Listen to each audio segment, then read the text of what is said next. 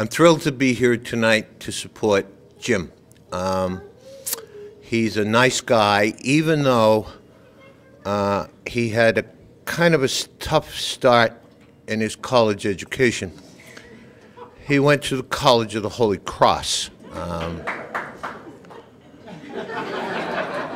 That's usually what we hear in a full room of hundreds of people is one person called Hogan who's applauding, for Pete's sake.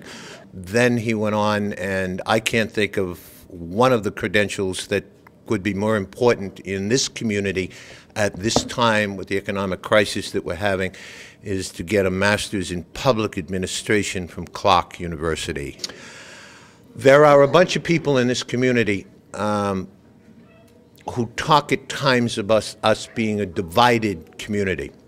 And in a sense, we are a divided community. There are folks in beautiful downtown Shrewsbury, 33,000 plus people who are pro-override, who are anti-override, who are pro-tax, who are anti-tax, who are pro-commercial development, and believe it or not, there are some folks who are anti-commercial development in our community. So there are a bunch of people in our community who are heading in different directions, and we are divided. We are no more divided in our 33,000 person community of Shrewsbury than the other 300 and some odd communities throughout the Commonwealth of Massachusetts is divided. This is a statewide issue.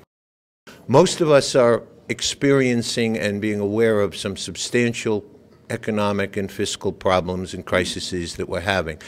The vast bulk of the people who live in our community are folks who have either been here for 100 years, their families have been here, or like Jim and Hannah and Kevin in Virginia have adopted this community, who have come here basically saying, okay, this is where we want to live, and we adopted the community and the community adopted us. And basically what most of those people are saying is we understand the strengths of this community.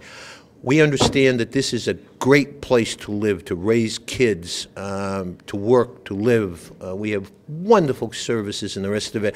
But we are concerned about this economic crisis that we're going through. An economic crisis, candidly, that's going to last at least this year, the next year, probably through the next 3 years, the term of the successor to Jim McCaffrey, who has been one of the best selectmen that we've had in this community for a number of years.